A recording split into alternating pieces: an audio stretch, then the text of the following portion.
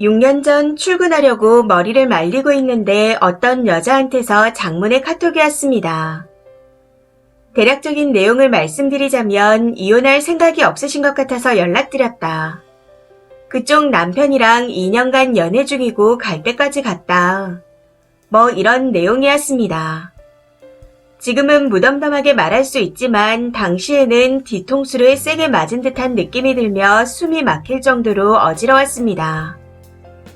아주 잠시 동안 톡을 바라보며 멍하니 있었던 것 같은데 그 시간이 왜 그리 길게 느껴지던지. 그러다 순간 정신을 번뜩 차리고 화장실에서 씻고 있는 남편에게 가서 야, 너 바람 폈냐? 하고 소리를 질러버렸습니다. 그랬더니 그게 뭔 소리냐? 왜 아침부터 헛소리하며 소리 지르고 난리냐? 하며 적반하장으로 나오더라고요. 그래서 그럼 이건 뭐냐? 얘 누구냐? 하며 톡을 보여줬더니 젖은 손으로 폰을 뺏어들고 황급히 삭제하려 하는데 그 모습이 너무 어이가 없어 이 미친놈아, 이미 다 봤다 하며 욕을 퍼부었습니다. 물기 때문에 터치도 더딘 상황에서 삭제해보겠다고 아둥바둥하는 병신같은 남편을 보고 있자니 이런 한심한 놈이랑 내가 결혼을 했구나 하는 생각이 들며 자괴감까지 들더라고요. 아무튼 그날은 출근이고 나발이고 그냥 미친년 마냥 화를 내며 시댁과 친정에 연락을 싹 돌렸고 그 여자한테도 네 번호 보내라.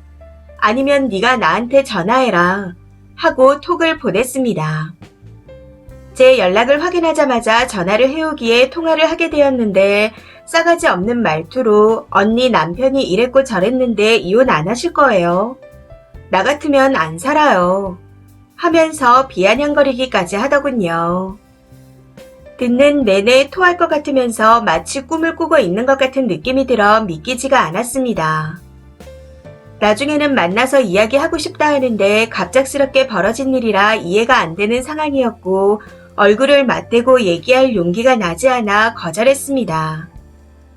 지금 생각 같아서는 머리채라도 잡았어야 했다 싶지만 당시에는 너무 어지럽고 정신이 없어 거절했었던 것 같아요.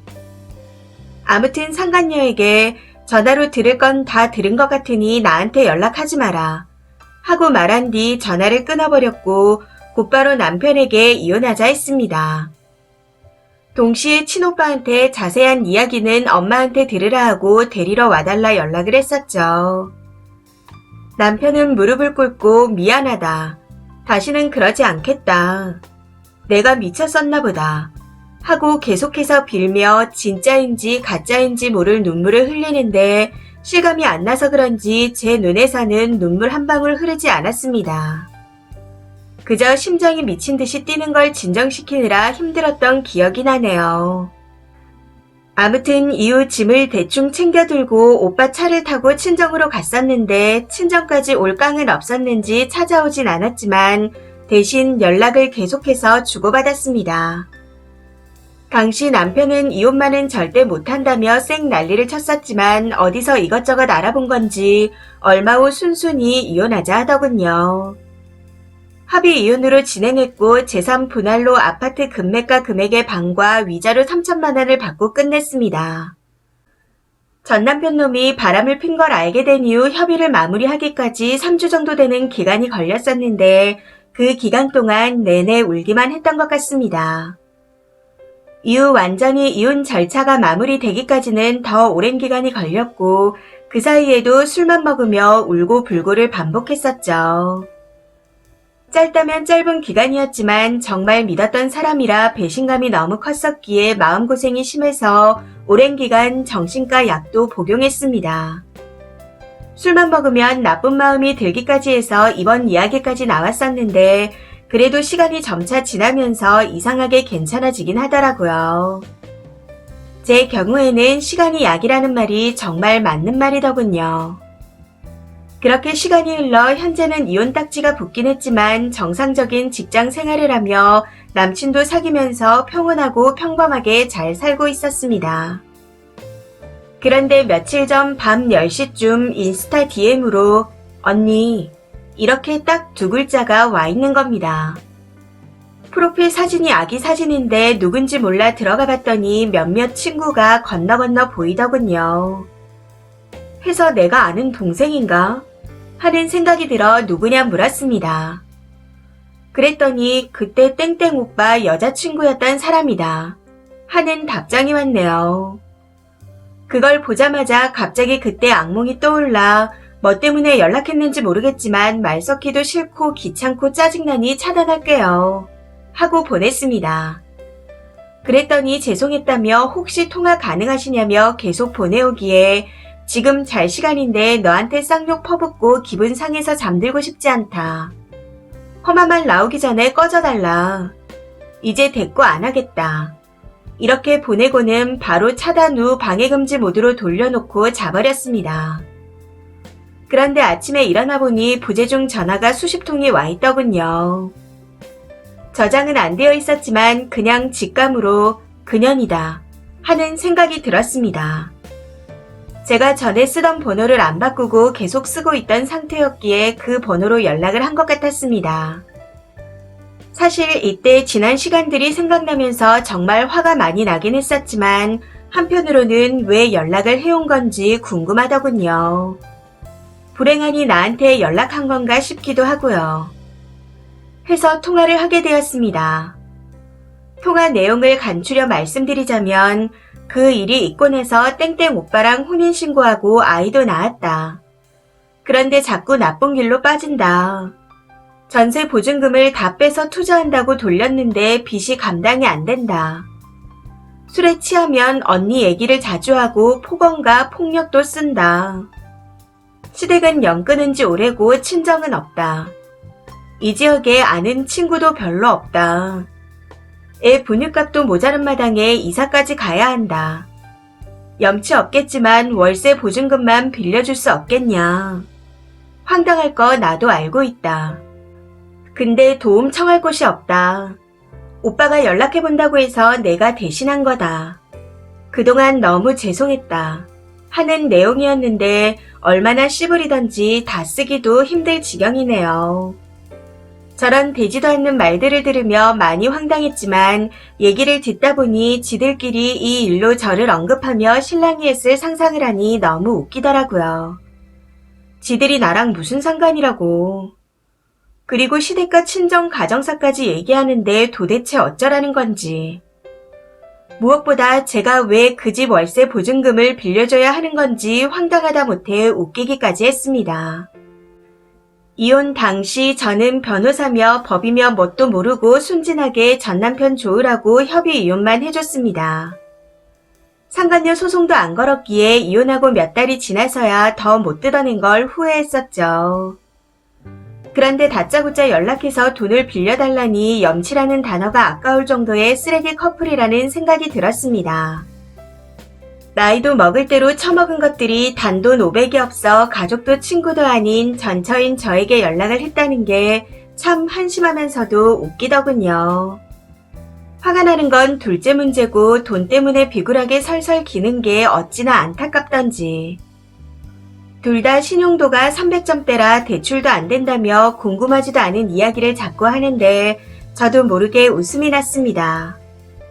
서로 죽고 못 살아 불륜 짓거리하고 결혼한 거 아니냐. 나한테 이혼 안 할 거냐 물어봤던 건 까맣게 잊은 거냐. 양심이 있으면 더 이상 연락하지 말고 욕 처먹고 처맞으면서 서로 방생하지 말고 불행하게 오손도손 살아라. 정말 어울리는 부부라 부럽다. 하고 보냈더니 이후 답장이 없었습니다. 다음날 폰 번호를 바꾸고 그쪽 부부와 관련된 지인들도 모조리 지워버렸네요. 당돌하게 이혼할 생각 없냐 어쩌고 저쩌고 하며 헤어지라 할 땐 언제고 이제 와서 돈을 빌려달라니. 아무튼 친구에게 바뀐 번호를 알려주며 이런 일이 있었다 말해주니 기분 나쁠 것 같아 말 못했었는데 주변 지인들한테 돈 빌리고 안 갚아서 민사소송 걸리고 손절 당했다고 하더라. 투자도 실패하고 주식도 코인도 싹 다 나락으로 갔다더라. 하고 말해주더라고요. 이런 걸 보면 정말 인과응보라는 게 있다는 생각이 듭니다. 돈에 정말 예민했던 사람이었는데 뭐 이젠 제가 상관할 바가 아니니 가볍게 무시하고 평소처럼 지내보려고 합니다. 연락 올 수단은 다 차단한 상태지만 정말 재수없게 제 연락처를 알아내 다시 연락이 온다 해도 앞으로는 대꾸 없이 그대로 차단할 생각입니다. 조금 있으면 출근해야 하는데 잠이 안 와서 글을 올려보네요.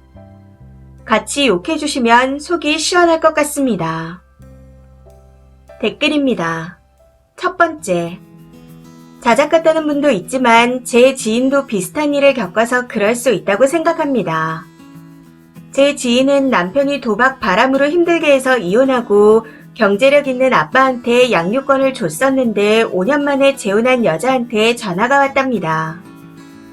그 많던 재산을 다 탕진하고 월세 보증금이 없어서 빌려달라고요. 그래서 바로 아이를 데려오고 월세 보증금도 줬다고 하더라고요. 돈을 왜 준 건지 답답하긴 했었지만 그래도 새엄마가 아이를 잘 키워줘서 고맙다고 성의 표시를 했다네요. 지금 제 지인은 돈도 잘 벌고 좋은 남친 만나 행복하게 살고 있는 중입니다. 이런 걸 보면 인과응보는 정말 있는 것 같아요. 두 번째. 살다 보니 인과응보는 반드시 있습니다. 제가 놀고 있는 친구를 저희 회사에 취직시켜주고 월급과 수당도 많이 받게 도와줬었는데 거짓말로 사장과 이간질을 시켜 결국 제가 퇴사하게 되었습니다. 그런데 몇 년 뒤 아는 분이 갑자기 전화와서는 그 친구가 신용불량자가 됐다 하더라고요. 영업하며 돈을 버니 신나게 썼던 건지. 그러다 정말 우연히 식당에서 서빙하는 걸 보게 되었습니다. 그 모습을 보고 입맛이 뚝 떨어져 그냥 나왔는데 진짜 하늘이 보고 있구나 하는 생각을 하게 되었습니다. 세 번째. 잘 됐네요. 지금보다 더 끔찍한 현실이 저것들한테 있기를 바라봅니다. 근데 저런 인간들 조심하세요. 돈밖에 모르는 인간들은 잃을 거 없으면 찾아오거든요. 네 번째. 그 여자가 구세주였네요. 잘못했으면 님이 그렇게 살 뻔했잖아요. 인생 구제해줘서 고맙다고 해주지 그랬어요. 이래서 남의 눈에 눈물 나게 하는 것들은 지 눈에서 피눈물이 난다고 하는 겁니다. 다섯 번째. 썩은 떡잎을 그 여자가 홀랑 떼가준 거네요. 그 남자가 바람을 안 폈으면 지금쯤 쓰니가 그 빚잔치 속에 있었을 수도 있습니다. 한 번 바람핀 남자가 두 번은 안 필까요? 무슨 천년의 사랑이라고 걷어갔는지. 지 안목대로 팔짝 꼬는 거죠 뭐.